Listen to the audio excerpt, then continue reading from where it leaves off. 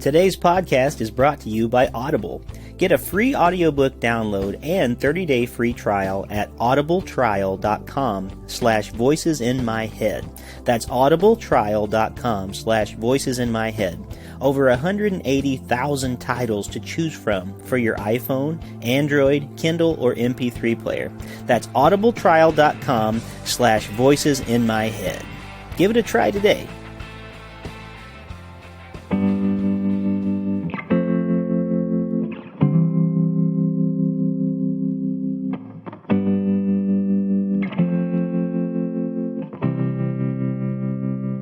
Welcome to Voices in My Head, the official podcast of me, Rick Lee James. I'm a recording artist, a singer, a songwriter, an author, a worship leader, and an ordained minister in the Church of the Nazarene. The Voices in My Head podcast is where I discuss music, movies, books, pop culture, theology, and more with friends, colleagues, and sometimes just by myself.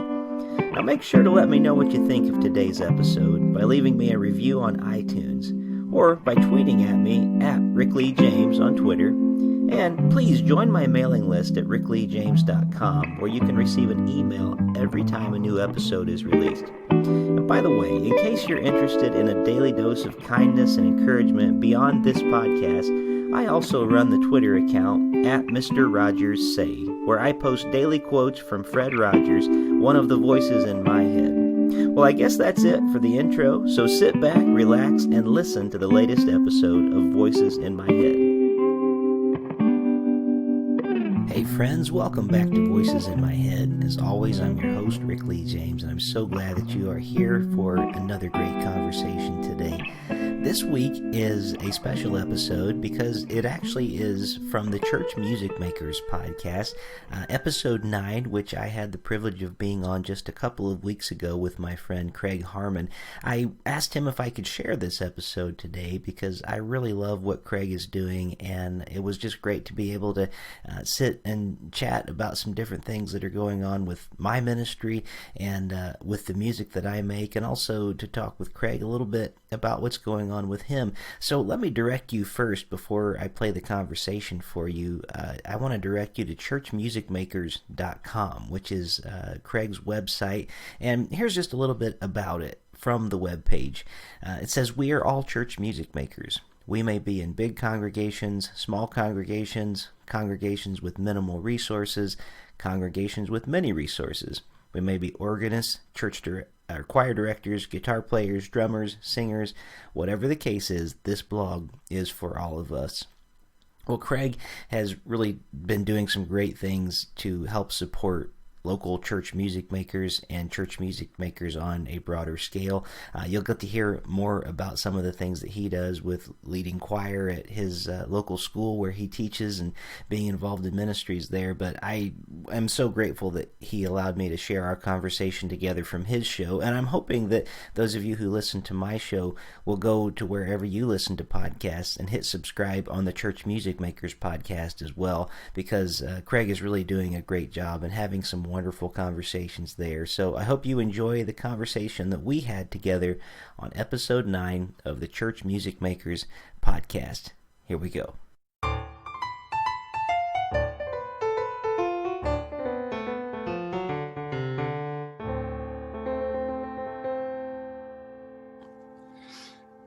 Hi, Rick. How are you? It's great to have you on the podcast. I'm good, Craig. Thank you for having me here. I appreciate being here to be able to have a conversation with you tonight. Yeah, absolutely. So tell us your story. Who are you? How did you get to where you are? All of that good stuff. Yeah, all right. Well, where to start? I'm a husband and a father. I live in Springfield, Ohio, and I've been here serving at my church, which is Home Road Church of the Nazarene, for this is actually my 20th Thanksgiving. I moved here around Thanksgiving time. So I'm starting the 20th year, so I'm doing everything for the 20th time. So it's kind of crazy that I've been any place that long because I actually grew up as a pastor's kid, and we moved quite a bit. You know, it seemed like every 3 to 5 years we were moving, sometimes less, sometimes a little more. But I kind of grew up all over the place, son of a minister. So we're almost like the military in that regard, where we were just, different places throughout. So it was hard to find kind of a place to call home.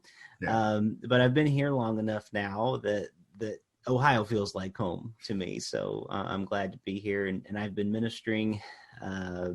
Before I moved to Ohio, I guess I was in North Carolina for about 2.5 years at a church there. And then before that, I was at college at Trevecca Nazarene University in Nashville, Tennessee. And so that kind of is what I do for my living, I guess. I'm part-time at my church, and then I do actually podcasting. I do a ministry with music where until 2020, I was on the road quite a bit. We're going to get there. I've hardly done any of that, but I've done some recording with places like Lifeway Worship and Old Bear Recording Studio up in New York, and places like that have just been really great fun to work with. So my other job is as a recording artist, and then doing lots of podcasts, both one that I host and have been hosting for years called Voices in My Head, the Rick Lee James podcast. Mostly that's a conversational show, kind of like this one, where I'll bring different guests who I'm really just interested in, generally hearing their stories. Sometimes they're authors, and sometimes they're other musicians and actors, just different people. And then the other podcast I do is a Mr. Rogers tribute podcast, which I know people chuckle a little bit when they hear it, but I have a lot of great admiration for Fred Rogers. And so it gives me a chance to kind of talk about some of the way that he lived in the world and talked really about the gospel in a lot of ways. So I don't know if that's enough of an introduction of who I am, but that's kind of me in a nutshell, I guess. That's absolutely perfect. So one of the things, and I absolutely love this. I've looked at your website a few times, but this really stuck out to me, and I want to point this out for everybody. Going to rickleejames.com. Your mission statement. I absolutely am just amazed at this. It's hear it, sing it, live it. To lead congregations in hearing God's word, in confessing God's holiness, and praying faithful prayers, and singing truthful songs, and accepting God's generous invitation. How did you come up with that? Yep. You know what? For about a year, I had a manager I was working with, and we didn't have like an exclusive contract because I had already done a lot with the music business and was doing a lot of it on my own, but I just needed somebody to kind of help me develop some vision for things and kind of nail down what it was that my ministry really was trying to do. And his name was Gary Stripling. He still does it. And I actually recommend him to anybody if they're interested in, and he has a whole bunch of different things that he does that he works with. For several years, he was with Integrity Music, and just a really great guy. And we sat down over coffee and did like it was like a long marathon. Like it was like an 8-hour day. We just kind of sat down and went through different things. And he said, so what is, your mission and what is it that you really are trying to be? Because it's something people need to know about you.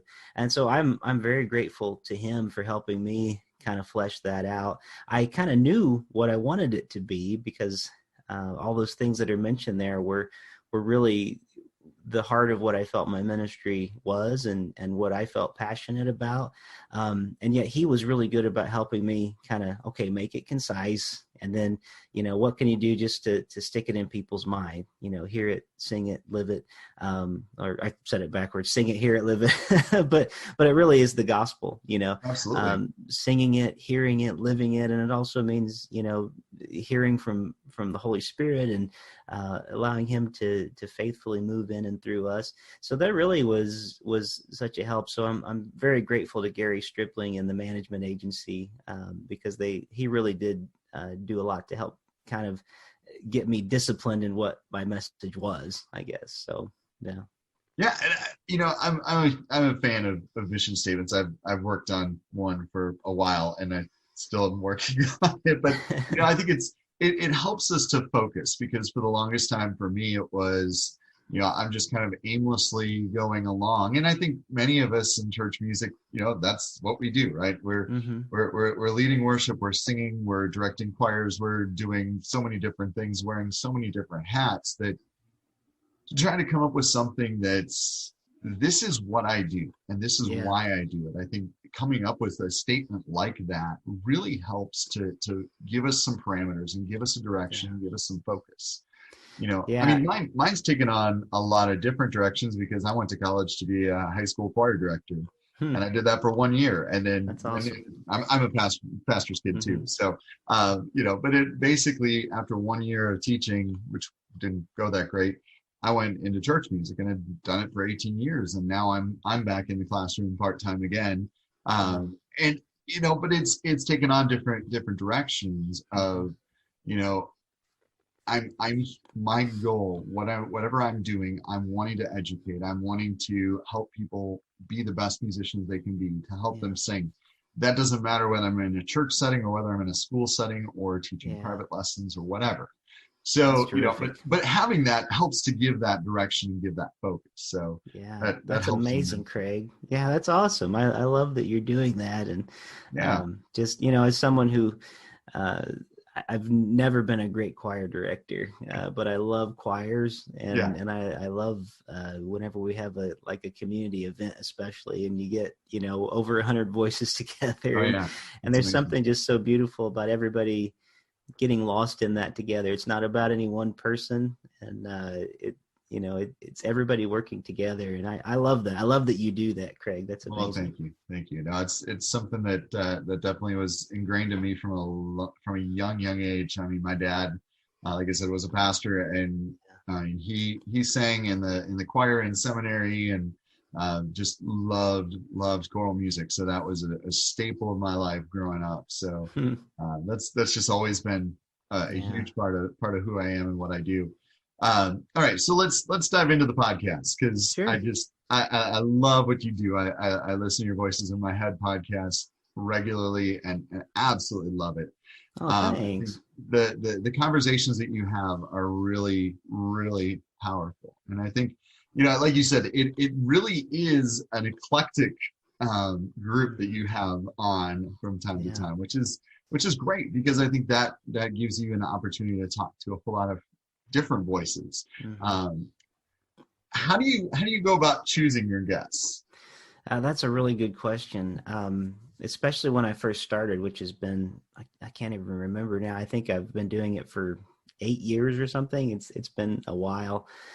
When I first started doing it, I didn't exactly know how I was going to do the podcast. Just knew I wanted to do one. And the reason I called it Voices in My Head was because I thought, well, I don't have to be tied to any one thing. I love music. I love movies. I love books. I love, all of it. If I say just voices in my head, it can be anything that's speaking to me right now, and it doesn't always even mean I have to necessarily agree with it. It's just something that has been kind of on my radar that I want to talk about. So it's enabled me to have some pretty diverse conversations, I think, on the show. And I always try to help people express what they want to express and highlight, what they are doing at the time. So in the beginning, it was just a lot of reaching out. Now I have a lot more people reaching out to me, thankfully, which makes my job a lot easier, because now that I've, made so many connections, and I still do reach out if there's an author I really want to talk to, or a musician. Sometimes it's easier than others, but I get fewer no's now than I used to, because at least there's an audience that's listening. But so sometimes they reach out to me and say, hey, we love having this, an author, for instance, and the publisher might say, it was a good thing for us, and wondered if you would like to have another one of our authors on. And I always love that, it gives me a chance to meet people and even to get some books that I didn't even know were out there at the time. So it introduces me to some new stuff. Yeah. So that's kind of how the show goes. Some of my favorite episodes have been ones that were a stretch, and I didn't know if the people would even come on, because still to this day, I refer to it a lot when I tell people what I do on the podcast, is when I had the actor Stephen Tobolowsky on the show. And Stephen is a character actor, and I can just almost guarantee to anyone listening, they've seen him in a movie or television show, because he's literally one of those actors that's like, oh, that's that guy. I've seen him. And Yep. if you've seen the movie Groundhog Day, he was Ned Ryerson, the insurance salesman, Yep. But it turned out he's a pretty secular guy, but he has really been kind of returning to his Jewish roots. And he wrote a book called My Adventures with God. And it just so happened to fit enough, kind of with the format of my show, that we actually had some strong theological discussion. So those are the kind of things that I get really, interested in. They aren't necessarily just like church oriented. Yeah. They often are. And I would say probably 90% of them have something to do with churches in that way. But I mostly love good conversations with people who I find interesting. So yeah, that was probably way too long of an answer. I apologize. No, that's perfect. That's absolutely perfect. Now, so what has been your favorite conversation out of all of them that you've had? Man, well, that was definitely one of my favorites, talking with Stephen. I hope we get to do that again. There's been so many good ones, and we're about to be almost 400 episodes now. So it's really hard to think back. I've had some wonderful ones. Phil Kagi was a great one. I really have always looked up to Phil Kagi, just not only as a player, but as a person. And it was just so great to sit with him and talk about some good things that he was doing to help kind of get music into the hands of people around the world that instruments rather, because he was working with Instruments of Joy, which is just a wonderful ministry that puts musical instruments in the hands of people around the world. So that has to rank up there, Sure. with one of my personal favorite ones.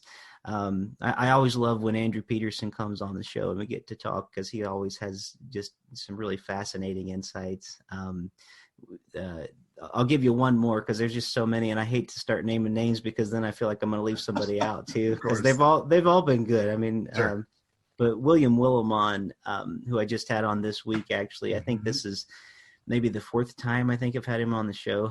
Just an amazing pastoral theologian. I mean, he's kind of been a real hero to me over the years. I didn't even think he would want to come on the podcast, and if he did, I thought, oh man, he's just going to think I'm an idiot when it, just because he's so brilliant and he's a Duke professor, and you always think, well, I'm just, he's like way up here and I'm way down here, and we're not even going to be able to talk. But we've ended up becoming friends and just have enjoyed kind of each other's companies, and we swap emails from time to time, and same thing with like Walter Brueggemann, people like that. It's been fun getting to know some hero theologians. So I'll stop. Those are some of my favorites. Oh, that's fantastic. That's great. All right, so let's go to the other one, which this one's been just so fascinating to me. Mr. Rogers.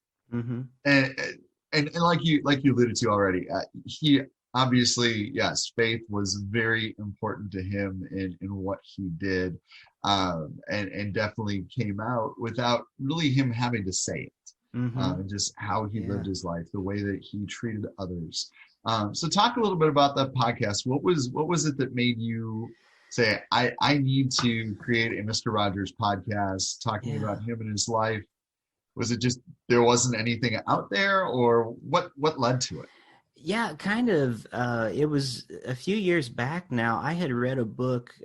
Honestly, I hadn't thought a lot about Fred Rogers over the years since I was a kid, probably. Sure. But a book stood out to me. I think I saw it at the library, The Simple Faith of Mr. Rogers by Amy Hollingsworth.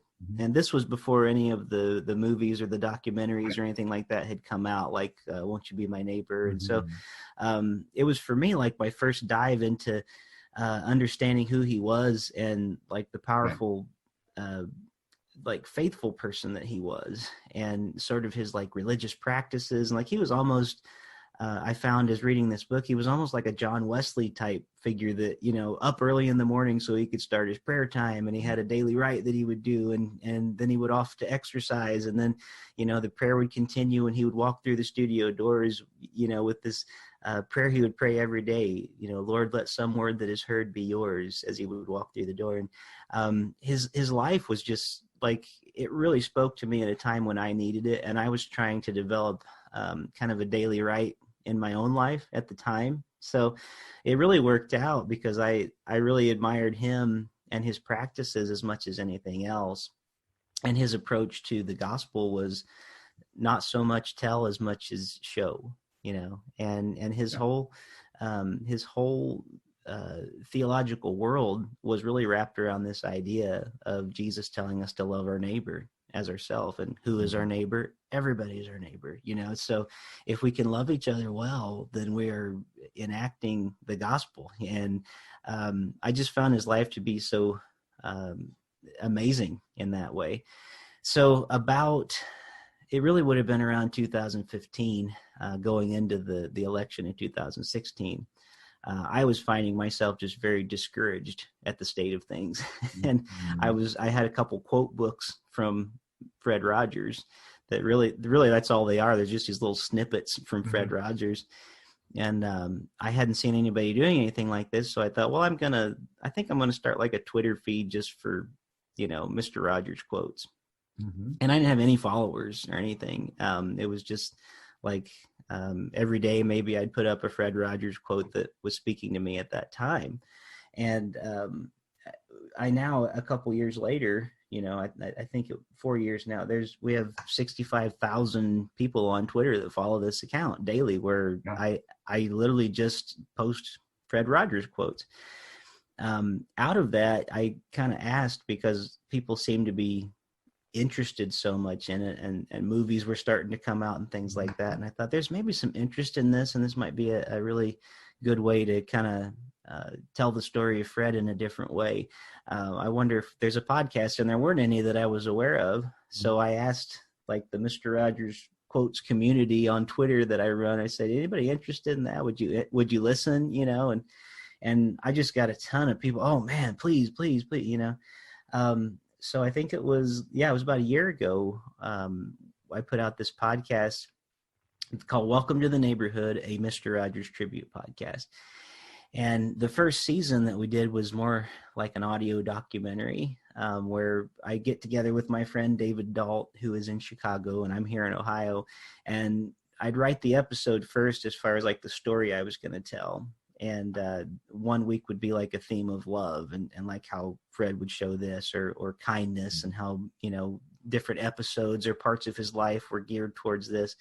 And it would turn into a conversation at the beginning of the show. Listeners may not have known that I'd already recorded like sort of the documentary part, and my conversation partner had listened through that and came with some questions. So we kind of start the show conversationally, turns into sort of this documentary style episode. And then I usually would end the episode with an actual audio clip of Fred Rogers talking. Well, then that turned into kind of a conversation show too, because other people started really having a lot of connections. So over the last year, I've got to have conversations with like the editor of Newsweek, because they got interested because of the Twitter feed, and then the podcast became big. And the podcast, like, it's the only show I've ever hosted that made it like in the top 10 on iTunes. It was like a big deal when it first came out, because everybody was just, it hit perfect time with the movie and everything. And then like Tom Junot, who wrote Can You Say Hero, that great essay that they actually based the movie around, he came on the show. They did an album with several musical guests, so I got to talk with like all in the same show. It was like Jackie Velasquez, it was Tom Bergeron from Dancing with the Stars, Funniest Home Videos, because he did a song on there, but he was sort of like the MC for a little documentary they did about it. Who else do we have on that show? It was Lee Greenwood came on the show. John Cicada came on the show. So it was like just a fun time to have these conversations. And then some really great authors like that have written about Fred Rogers. I've just been able to do conversations. So in a lot of ways, it's like what I do on Voices in My Head, but it's like all geared at Fred Rogers, or at least themed around things that he would have been about. Because we had a few conversations that are more like how this person affected my life, and what a difference that has made as a musician, or as a writer, or as a teacher, or things like that. Because we've had all kinds of interesting folks, and I just love it. It's one of my favorite things to do. It's not about me in any way, which maybe that's why it's so much fun. We don't have to, focus Yeah. on what I do. It's about the work and ministry of somebody else. And it's pretty cool to get to do. So, yes. So, That's amazing. That is so cool. I think it's a fascinating topic to talk about, Mr. Rogers, because I mean he is somebody who's been beloved by so many for so long. I mean, if you're a child of the 70s and 80s, even into the 90s, you know who he is. I mean, it's one of those things that just transcends really any age, and I think it's just such a great opportunity to share that with so many other people and get a little bit more behind the scenes and a little bit more detail. So I think that's fantastic, and I really appreciate you doing that. Oh, well, thanks. It's totally a pleasure, and it's one of those things that I feel like I hardly did anything. Like it was just, here's some quotes from Fred Rogers, and people were just so needing it. It was just such a contrast to what I feel like the atmosphere in this country is even right now. And I'll just say one other thing, if you don't mind me interjecting it in, because I've had this conversation a little bit with other people.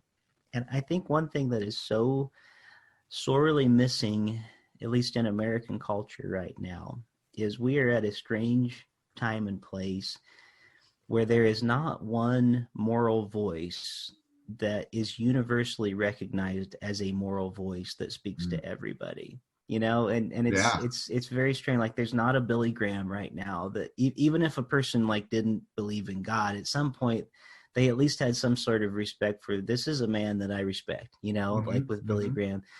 And there have been people throughout our history that just had that voice, and they were people that spoke into that moment, and it made all the difference because they could just steer whatever was at the tipping point. It was like they came in and you knew they had moral authority. To me, I feel like Fred Rogers was one of those few people that even to this day, like his character has been unimpeachable. Like he's not one of these guys that they look back and found his story. Well, here's the dirty, dark things that was in, underneath the baseboards or whatever. He really was a person who aimed to be as faithful on the screen as he was off of the screen. And I think maybe that's why people so resonate with him right now, is because I don't see any voice out there that just universally could be seen as like the moral authority. And I feel like in some ways people are turning to him because they remember that he was, and they think, well, maybe I can be that, maybe I can learn. And he so cultivated his life to be that way. It didn't happen by accident. And I always try to emphasize to people, we all have this capacity given to us by God to become people of holiness, but it's not by our doing alone. It's by working in cooperation with the Holy Spirit to say, yes, Lord, and to say, I'm yours and avail myself to you. And yes, even become people who are disciplined and do hard things like getting up at 5 a.m. for prayer, and doing it on a regular basis. And so I just wanted to add that to the conversation because again, it just adds to the extraordinary figure that he was and how desperately we need people like that in our time. Oh yeah, no, that's absolutely true. Absolutely. Well, and that's a perfect segue into the next thing I wanted to talk about, which is, like you had said, you usually are out on the road, and obviously this year with COVID, it has been crazy for everybody. Yeah. What does 2020 look like for you in comparison to other years? Yeah. Oh man, it's been not at all what I expected. That's for sure. I was hoping 2020 was going to be like a good year for touring. I had a fairly new album out, Thunder, which released in 2019. But we had just really started as far as like getting it out, getting some radio play and doing some, things. I thought this will be great. 2020 will be like, I'll be in earnest on the road. School will get back in. And well, it just, as you know, life didn't happen that way. Screeching halt. Yeah, screeching halt. So there's really been, other than just some online stuff I've done occasionally with like Breedlove Guitars, because I'm endorsed by them, and I may be doing another show for them pretty soon online. I haven't had any like concerts or album sales have gone, because that's where I sell albums, is when I'm on the road. So I've got like boxes of CDs, and I had just printed vinyls, and so it's like this huge expense, and then all of a sudden you're like, well, I guess they're just going to sit in a corner in my basement.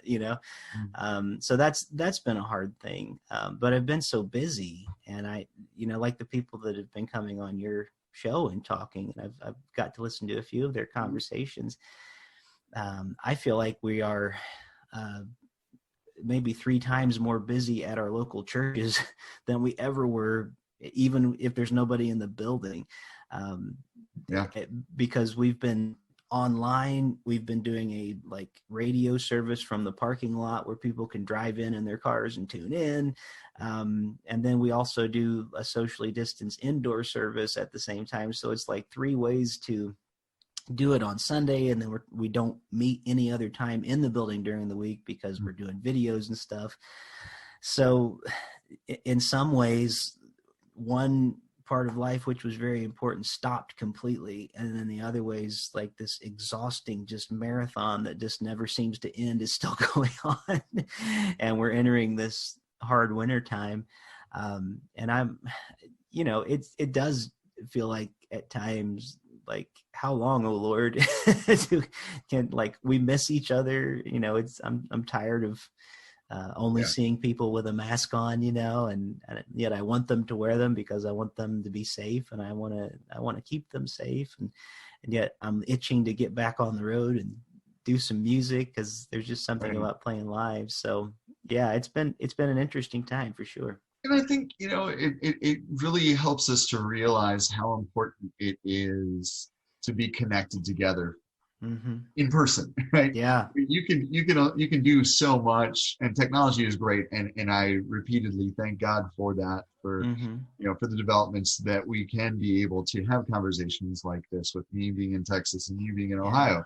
But and even for worship too, to be able to do all of that. But there is something different about being connected together, whether that's in worship, whether that's at a concert, whether that's wherever we go, right? For me, my challenge right now, all my choirs, my school choir and my church choir, we've sung with masks on, which it works, but it's far, far, far from optimal.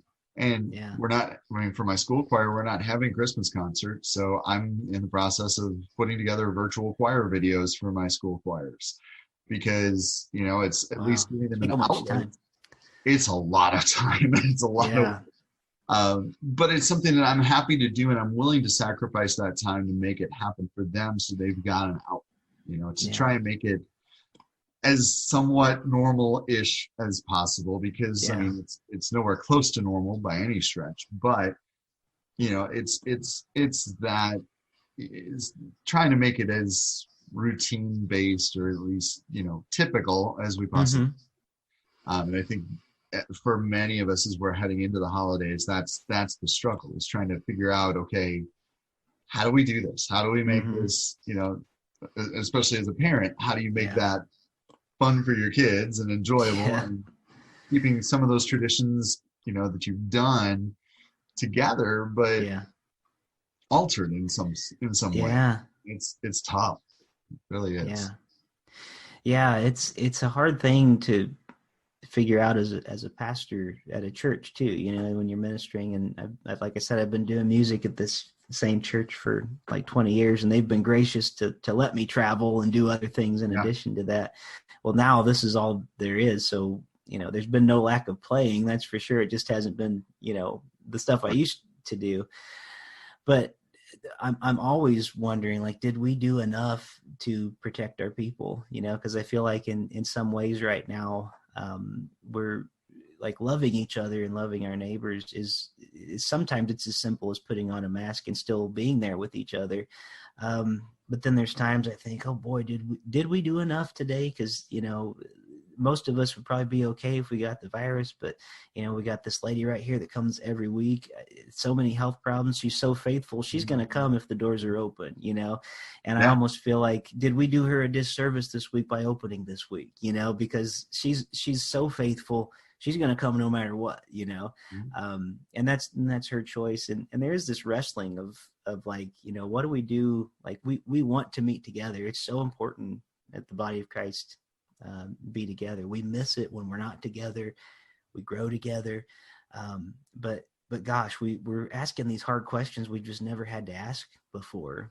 On the other hand, if I looked at like the bright side of things, it forced us to get kind of with the times a little bit with some of the technology and things. Like there's been a lot of churches that have done that. Yeah. We never really streamed our services out before this. And then now, if you take it just by like viewership that we have on a Sunday morning service, and then the people that come, we actually have more people that we're ministering to than we ever did before in some ways.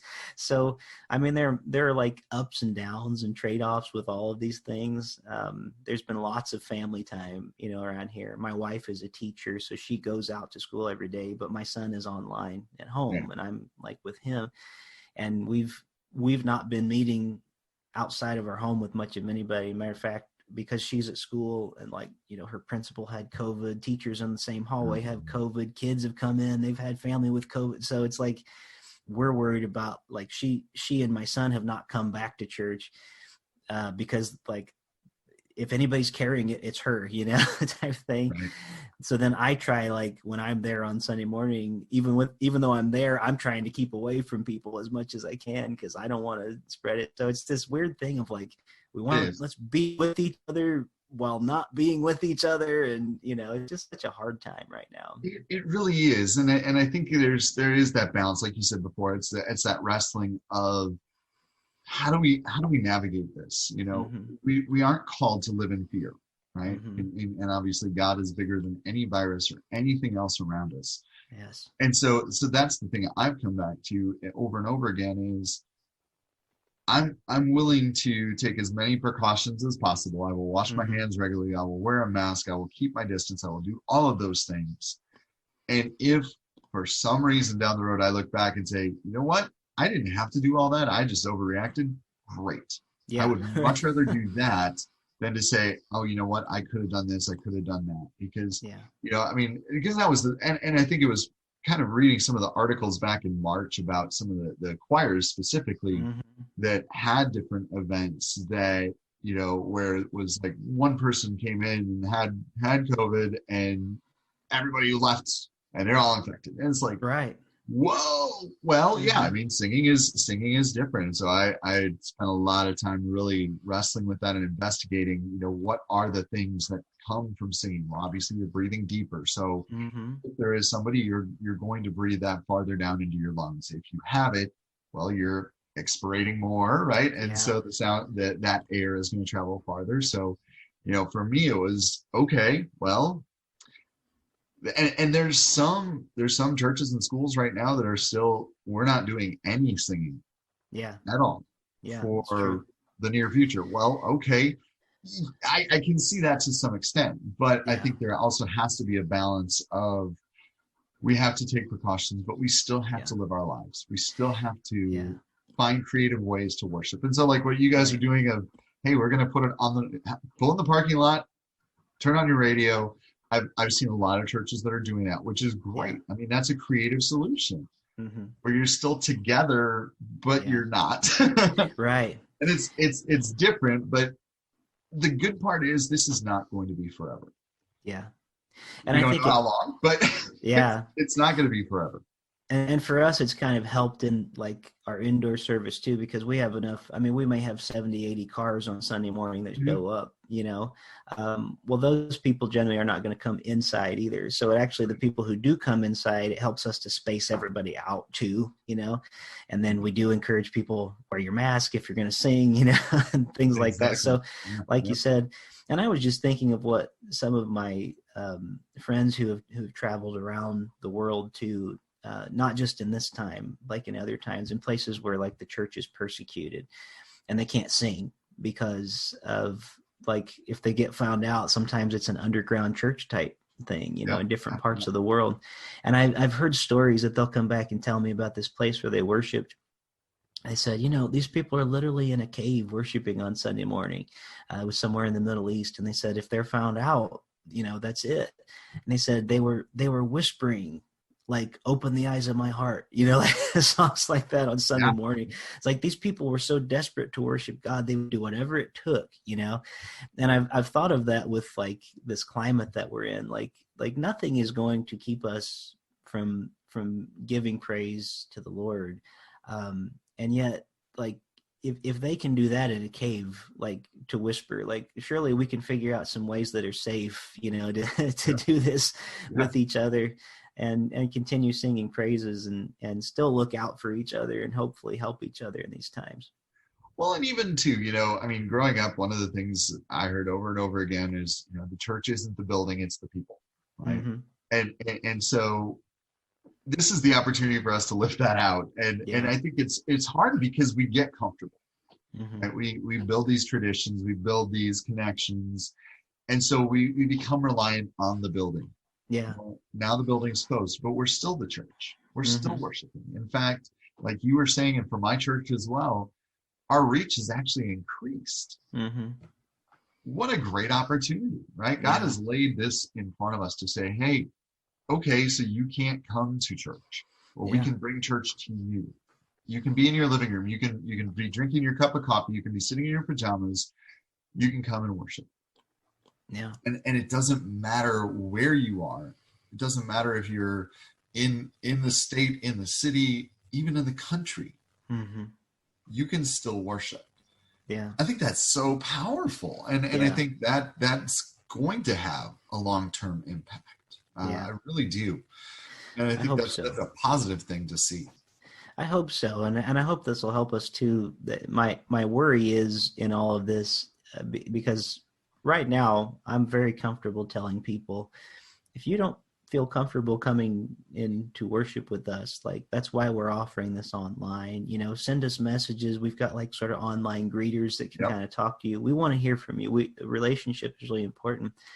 My fear in all of this is that I hope we're not creating a new whole other problem of just consumerism with worship again. I went for a year and didn't go to church. I could just do it at home, lay in bed and watch it. Kind of like that. I'm going to keep doing it, And so it's these other, like this other problem. Thank God we have the capacity to do this right now, because even 5 years ago, we wouldn't have had the technology to still connect with our people in this way. So it's like anything else. There's these really good upsides to it, and there's these downsides we want to watch for at the same time, and then keep encouraging our people, like as a reminder, just like Jesus is coming one day, and this isn't forever. Like the pandemic isn't forever either, and so we don't expect that we're always going to be distance, and there is a time where we're going to be like, hey, we haven't seen you in a while, we've been pandemic free for 3 months now. You ever going to come back to church, type thing. So, exactly. So we do miss each other. And I think that's, to me, one of the biggest things is we like I was saying before, I think we're realizing how much we really appreciate and need that interaction with people in person. I mean, for me, it's been a given, and it's been hard for me since March because I'm an extrovert. Yeah. My wife is more of an introvert. She's good. She doesn't have to be around people. My girls are like me in the fact that they need people, and it's hard. I mean, it's been really, really hard for them. And I think that's the challenge too. As we come out of this, is to not just not rush back into our old routines and habits of being go all the time, because I think that's been the nice part of this, is it's really forced us to reflect on what is most important. Yeah. And how do we use our time, and how do we, so if these events and activities that we usually do, like for me right now, normally my month of December, as I'm looking at the calendar, it's, oh my gosh, I just have to survive. This is going to be crazy. This is going to be chaotic. This year, looking at it, it's like, oh wow, this is going to be so different. And Yeah. I'm kind of looking forward to it because it's not going to be as busy. It's not going to be having to prepare a choir cantata. It's not going to have to be 300 services on Christmas Eve. It's not Yeah. one of those things. It's Yeah. a lot less stressful Yeah. to some extent, and I'm thankful for that in that regard. Hmm. It's obviously, yes, we love those pageantry things, those get-togethers, all of those things, Yeah. and there's a place for that. But I think as we come out of this, that's kind of where my head's starting to go already. Yeah. Is okay, what are the lessons we take from this? Yeah. How do we balance that moving Yeah. forward? Of not doing some of the things that we've always done, Hmm. but doing it in a way that's healthier in some regard. Yeah. You I, know, I want. go ahead. Sorry, I didn't mean to interrupt you. No, I was thinking through this and have been thinking about this lately. Like, I almost wonder if we're in a moment that if we'll avail ourselves to it and allow God to just use it, we kind of are in a time where we can't do for ourselves right now. Um, if it wasn't for the generosity of like the people at my church, I wouldn't have any paycheck on Sunday right now. And a lot of them who are sending in like their tithe money to help support that haven't been in the building, So yeah, it's kind of an interesting thing to see the church in that regard in some ways being the church. And we're kind of at this mode, like, it doesn't matter how good of a sermon you can preach or how great of a song you can sing. Right now we're kind of powerless to, like, there's not any church growth strategy right now that anybody can really like hang on to. We're literally in this moment of, we just have to trust God for all of this in this moment. Our livelihoods, some people have lost their livelihoods right now, thankfully I'm not one of them at this point, but I'm aware it could happen at any day. My job's not for certain. And we can see the number of people unemployed right now. It feels like a time where everybody is just kind of in a state of weakness, like there's nothing I can do about it. This has happened. But I wonder if in that the opportunity is the biblical concept of Jubilee, that on that seventh year, we're going to let the fields lay fallow. We're not going to plant anything. We're not going to grow anything. We're going to let the ground rest, yeah, and like what you just said, we don't have these huge services we have to do. We actually, if we can avail ourselves to it, this might be a time to let our souls be refreshed a little bit and allow ourselves to wait before the Lord. We literally were at a time when this pandemic started and everybody's saying, don't gather together. And we couldn't see each other. It was as if God was saying to the whole world, be still and know, like this that moment. was Psalm 46:10 was one that went through my head a lot at that point. Yeah. And Be it was still. exactly. And I almost wonder if maybe the hopeful part of this is we've literally lost a year. By the time it's done, it's like we've lost a year. Yeah. But I wonder if this could be like an example of, like, God, can you show us what that means? This whole concept of Jubilee, like, we had this year that was just gone. The locust took it or whatever, Yeah. What if now you can really show us what you can do and we can stop pretending we ever had anything to do with it in the first place? Yeah. Like who would have thought we'd be reaching more people by not getting together all this time? That's got to be a God thing. Who would have thought that we would miss each other so much, and that some of the silly battles that churches often fight over the carpet and the color of the curtains, those things have ceased. So we can maybe enter into, like, what's really important right now? What do we really find? So I'm hopeful for that. I'm hoping that this is sort of, we're just going to start year one of Jubilee over next year, Oh, I love that. And And so, that's my prayer as well, is that, and I'm hopeful that does, that really brings a focus for all of us on really stepping back and figuring out what's most important. I mean, that's been the nice thing for me. I mean, when all of this came down, it was, in the lead up to Easter, again, another busy time for us church musicians. And it was great for me to be able to spend time at home. yeah. It was, my girls are now 11 and 9. And so it's that opportunity at a really important time in their life to be able to say, I don't have to run for all of these services. I don't have to go and do as much as I had been. I'm here. you know, and I think there's some blessing and some benefit to that. And yes, that's looking at it from the self-centered point of it, but I think there's some importance in that, and that's one of the things for me that with the podcast and with my blog, that's kind of the direction that I've been going. Is for those of us as church musicians, we think about others ministry-wise. We think about others more than we do ourselves. I mean, that's what my dad modeled for me, and it was great to see. But I think there's a lot of benefit and necessity when it comes from self-care, right? And so we can't minister to others if we're not fully taking care of ourselves, whether that's getting the physical rest, the physical care, the spiritual care that we need. Yeah. If we're not doing those things, then we can't be in a place to care for others. And that starts with our family.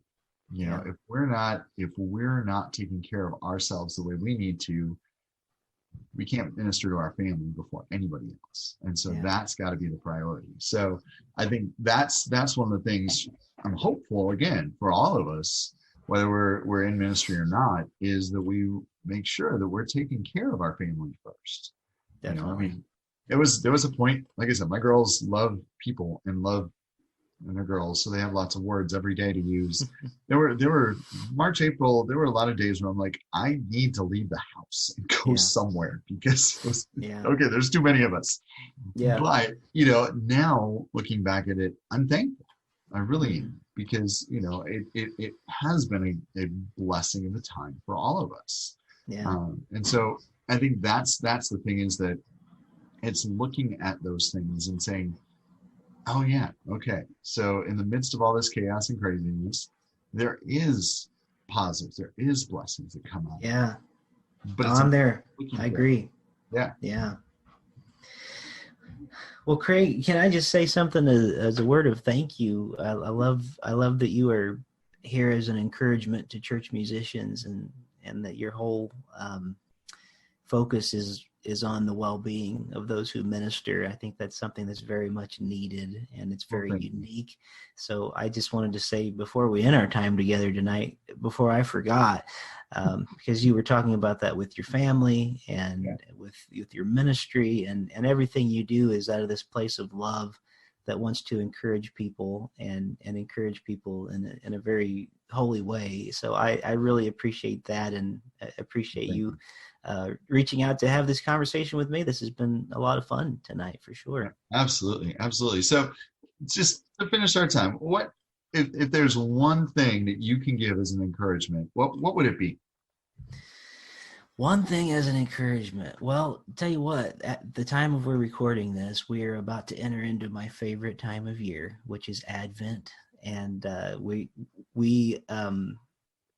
I just love telling the story. And if it encourages me to be reminded that Jesus is coming, and that we enter in Advent, we're telling the story of his second coming through the lens of his first coming, you know, and we look with an eye to what Jesus is going to yet do.